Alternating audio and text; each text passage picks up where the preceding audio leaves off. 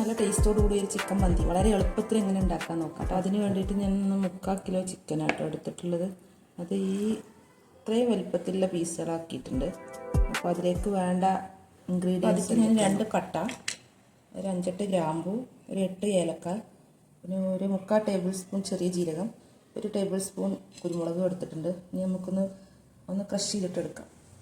അപ്പോൾ ഇതേപോലെ ചതച്ചെടുത്തിട്ടുണ്ട് കേട്ടോ. എല്ലാം പൊടിക്കും വേണ്ട. നമുക്ക് ഈ മസാല ചിക്കനിലേക്ക് ചേർക്കാം. ഒരു 1/4 ടീസ്പൂൺ മഞ്ഞൾപ്പൊടി,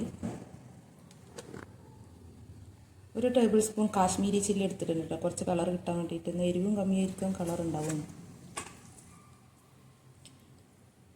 മാഗിൻ്റെ ചിക്കൻ ക്യൂബ് ഇടുന്നുണ്ട്.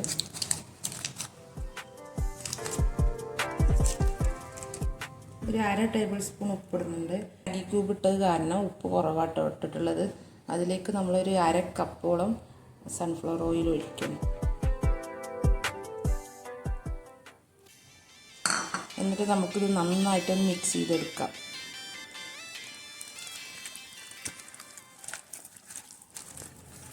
അപ്പോൾ നമ്മൾ മന്തിക്ക് വേണ്ട അരി നമുക്ക് എടുക്കാം കേട്ടോ. നമ്മളൊരു 3/4 കിലോ. നമുക്കപ്പോൾ റൈസ് ഉണ്ടാക്കാൻ തുടങ്ങാം. അതിന് വേണ്ട കുറച്ച് സൺഫ്ലവർ ഓയിൽ ഒഴിക്കണേ. നമ്മൾ ചിക്കൻ ഇപ്പോൾ ചെറു തീയിലിരുന്ന് വേവാണ്. അതിൻ്റെ മേലേക്ക് നമ്മൾ വെന്ത ചോറ് കൂട്ടി കൊടുക്കാം.